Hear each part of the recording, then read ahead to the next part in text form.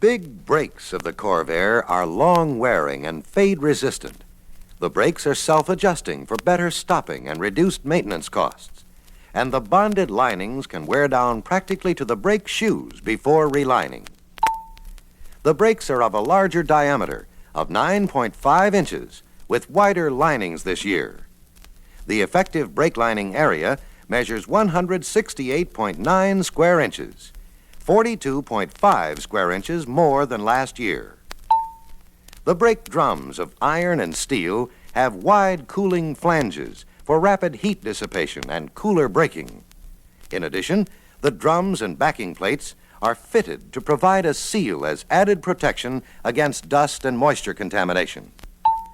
Corvair's four-wheel independent suspension with its 4 coil springs means that each wheel absorbs road bumps and jolts on its own, resulting in a smooth ride.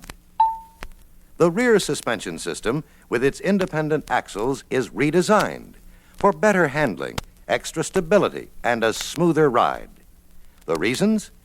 2 trailing torque control arms, 2 lateral control rods, 2 universal joints for each axle shaft, and new joint clamps for the axle shafts. The transverse single-leaf spring is eliminated this year. The front suspension system, with its stabilizer bar and the steering system, are improved for 1965. One result is the reduced turning diameter for easier handling. In addition, the faster overall steering ratio of 23.5 to 1 contributes to quicker steering. An optional feature this year is the telescoping steering shaft, which permits a 3-inch adjustment by the driver in the length of the steering shaft. Here's a feature for extra driving convenience and more relaxed driving. The wheel treads are wider for extra stability and improved road holding ability. The front tread at 55 inches is 0.6 of an inch wider than in 1964. The rear tread at 57.2 inches is 2.1 inches wider. This year, the Corvairs have a 5-bolt attachment per wheel instead of 4. The wheel rims have a width of 5.5 inches. These extra wide rims contribute to excellent stability. So the 4-wheel independent suspension helps assure a smooth, quiet ride, easy handling, and good cornering. Another major design factor of the Corvair is the monostrut body by Fisher. Integral body and frame construction is ideal for a car with a 108-inch wheelbase like the Corvair. The heavily ribbed underbody, front and rear sheet metal panels, side framing, body panels, and the roof panel are welded into a unitized structure that increases rigidity while reducing overall weight. Box section roof rails, side rails, door pillars, and underbody braces contribute to strength. In addition, the double wall cowl and the welded-in instrument panel add to rigidity. Scientifically engineered and applied corrosion-resisting compounds, including primers and zinc coatings, contribute to a long-lasting body and body beauty. Many parts are of galvanized steel for added corrosion protection. In 1965, all Corvair 500, Monza, and Corsa models have full front fender skirts. These metal barriers help protect the inner side of the fenders against corrosion from water, slush, and mud. And now there are Chevrolet's flush and dry rocker panels to help stop body corrosion. The new fork-type door locks are easier to operate. Corvair's keyless door locking with push buttons on the doors is also new for 1965. And for better protection against theft, all Corvairs have 2 keys, an operation key for the ignition and the doors, and a separate storage key for the glove box and the front luggage compartment. The horns are more trouble-free because they are now relocated behind the headlights for better protection against road splash. Moreover, the heater and defroster ducting is redesigned, making for more effective heating and defrosting. The front luggage compartment is more practical and convenient.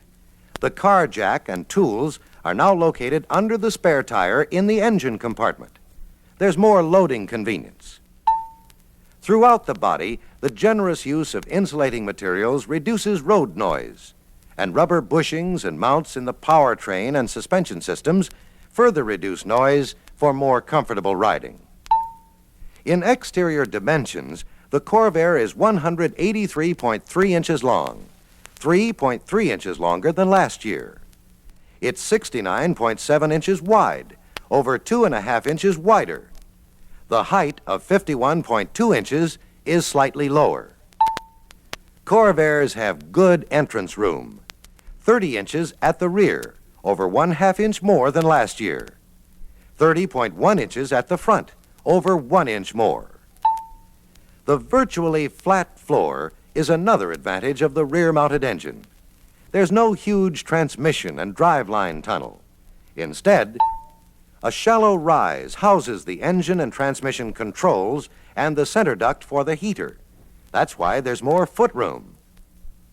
Seating dimensions are very ample, comparable to those in some conventional-sized cars. Front headroom of a sports sedan with bucket front seats is 37.6 inches. Front legroom is 40.9 inches. The front shoulder room is 54.7 inches. The seating dimensions at the rear have big measurements, too. For example, the rear legroom in a sports sedan with bucket front seats is 34.6 inches. Hip room is 56.1 inches, and shoulder room is 54.3 inches. For extra convenience and extra hauling room, a fold-down rear seat is standard in the Corsa Coupe and in the Monza Coupe and Sedan, and optional on the 500 models. The passenger compartment is also quiet and stays cool. There are no propeller shaft noises under the floor. Since the exhaust system is at the rear, the floor is much cooler, contributing to riding comfort. Corvair for 1965 offers 7 major reasons for better motoring. All new sports styling, smooth power with extra punch, ideal weight distribution, the big brakes, 4-wheel independent suspension, monostrut body by Fisher, and the virtually flat floor. So the Corvair's selling 7 add up to new driving fun and excitement.